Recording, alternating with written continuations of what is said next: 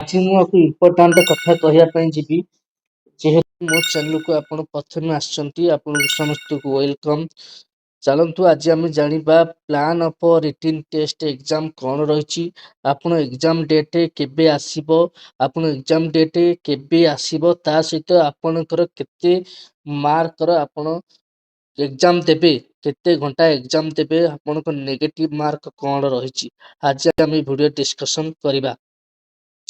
ଚାଲନ୍ତୁ ଆମେ ଆଜି ଜାଣିବା ଆପଣଙ୍କ ଏକ୍ଜାମ୍ ଡେଟ୍ କେବେ ଆସିବ। ଆପଣଙ୍କ ଏକ୍ଜାମ୍ ଡେଟ୍ ଏପର୍ଯ୍ୟନ୍ତ ଡିକ୍ଲାର ହୋଇନାହିଁ କି କିଛି ନୋଟିଫିକେସନ୍ ଆସିନାହିଁ। ପର୍ଟିକୁଲାର ଏକ୍ଜାମ୍ ଆପଣ କେବେ ହେବ, ତା ପାଇଁ ଯଥାଶୀଘ୍ର ଗଭର୍ଣ୍ଣମେଣ୍ଟ ଆପଣ ପାଇଁ ନିହାତି ଆପଣ ପାଇଁ କୌଣସି ଏକ ନିର୍ଦ୍ଦିଷ୍ଟ ଡେଟ୍ ଆଣିବେ। ସେଥିପାଇଁ ଆପଣ ୱରିଡ୍ ହୁଅନ୍ତୁ ନାହିଁ, ଆପଣ ପାଇଁ ଡେଟ୍ ଯଥାଶୀଘ୍ର ଆସି ପହଞ୍ଚିଯିବ। ଏବେ ଜାଣିବା plan of written test exam କ'ଣ ରହିଛି। ଆପଣଙ୍କର MCQ କୋଶ୍ଚିନ୍ ଆସିବ, MCQ ମଲ୍ଟିପୁଲ୍ ଚଏସ୍ କୋଶ୍ଚିନ୍ ଆସିବ। ସେଥିରୁ 4ଟା ଆପଣଙ୍କର କୋଶ୍ଚିନ୍ ଥିବ, ସେଥିରୁ ଗୋଟିଏ ଆପଣ କରେକ୍ଟ କୋଶ୍ଚିନ୍ ଥିବ ଯାହାକି ଆପଣ କରେକ୍ଟ କରିବେ।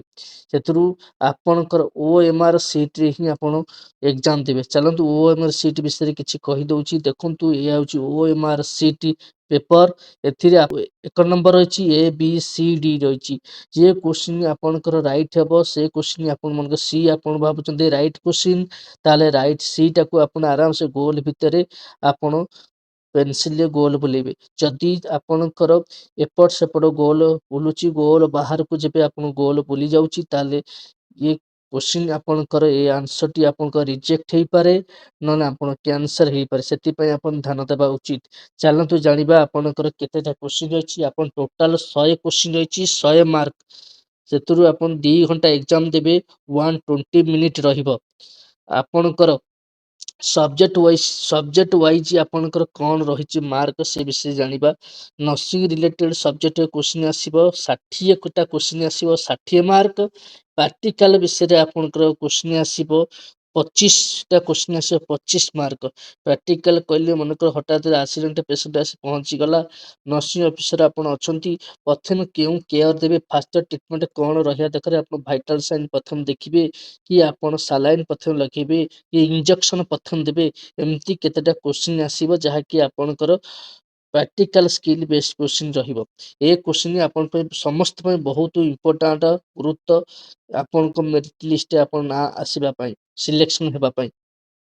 ତା ସହିତ ରହିବ ଏରିଥମେଟିକ୍ ମ୍ୟାଥମେଟିକ୍ସ ଆପଣଙ୍କର କ'ଣ ରହିଛି।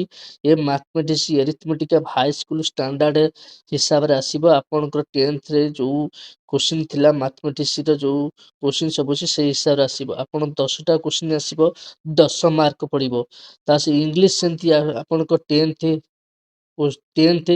ସ୍କୁଲ ହିସାବରେ ଷ୍ଟାଣ୍ଡାର୍ଡ ହିସାବରେ ଆପଣଙ୍କର ମଧ୍ୟ ସେତି କୋଶ୍ଚିନ୍ ଆସିବ। 5 ମାର୍କ କୋଶ୍ଚିନ୍ ଆସିବ। କୋଉଟା ଇଜ୍ ବସେଇବେ, କୋଉଠି ଆମ୍ ବସେଇବେ, କୋଉଠି ଅନ୍ ବସେଇବେ, କୋଉଠି ଏ ବସେଇବେ, ଏମିତି କିଛିଟା କୋଶ୍ଚିନ୍ ଆସିବ ଯାହାକି ବହୁତ ସିମ୍ପଲ କୋଶ୍ଚିନ୍ ଆସିବ। ଯେ ଆପଣ ସେଠୁ 5ଟା କୋଶ୍ଚିନ୍ ଆସିବ, 5 ମାର୍କ ପଡ଼ିବ। ଏବେ ଆମେ ଜାଣିବା ନେଗେଟିଭ ମାର୍କ କ'ଣ ରହିଛି, କେମିତି ଆପଣ ନେଗେଟିଭ ମାର୍କ ହବ, କେତେଟା ଠିକ୍ କଲେ ଆପଣଙ୍କର ମାର୍କ କଟିବ, କେତେଟା ଭୁଲ କଲେ ଆପଣଙ୍କ ମାର୍କ କଟିବ। ଆପଣ ଯଦି କରେକ୍ଟ ଆନ୍ସର ଦଉଛନ୍ତି ତାର 1 ମାର୍କ ମିଳୁଛି, ଯଦି ଆପଣ ଇନକରେକ୍ଟ ଆନ୍ସର ଦଉଛନ୍ତି ନେଗେଟିଭ ମାର୍କ ହବ 1/4 ମାର୍କ ଆପଣ କଟିବ। ମନେକର ଆପଣଙ୍କର ଯେବେ 4ଟା କୋଶ୍ଚିନ୍ ଭୁଲ କରୁଛନ୍ତି, 1 ମାର୍କ ଆପଣଙ୍କର କଟିବ।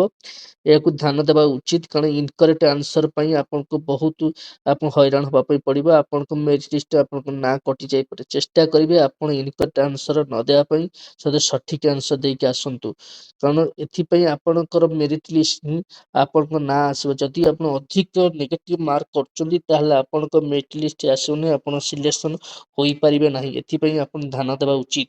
ତା ସହିତ ଆପଣ ଯେମିତି 4ଟା କୋଶ୍ଚିନ୍ ମୁଁ ଆପଣଙ୍କୁ କହିଲି, 4ଟା କୋଶ୍ଚିନ୍ ଯେ ଭୁଲ କରୁଛନ୍ତି ଆପଣ ଗୋଟିଏ ମାର୍କ ଆପଣଙ୍କର କଟିଯିବ। ସେଥିପାଇଁ ଆପଣ ଧ୍ୟାନ ଦେବା ଉଚିତ। ତା ସହିତ ଆପଣ ସମସ୍ତେ ଏବେ ଫର୍ମ ପକେଇ ଦିଅନ୍ତୁ, ଆଜିଠୁ ଫର୍ମ ପକାନ୍ତୁ। Form application registration online registration କରିଦିଅନ୍ତୁ। ଆଉ ସବମିଶନ ପାଇଁ ସମୟ କିଛି ନିଅନ୍ତୁ, ସବମିଶନ ଜଲ୍ଦି କରନ୍ତୁ ନାହିଁ, କାରଣ ପେମେଣ୍ଟ ମେଥଡ଼ ବହୁତ କିଛି ଇସ୍ୟୁ ଆଣିଥାଏ।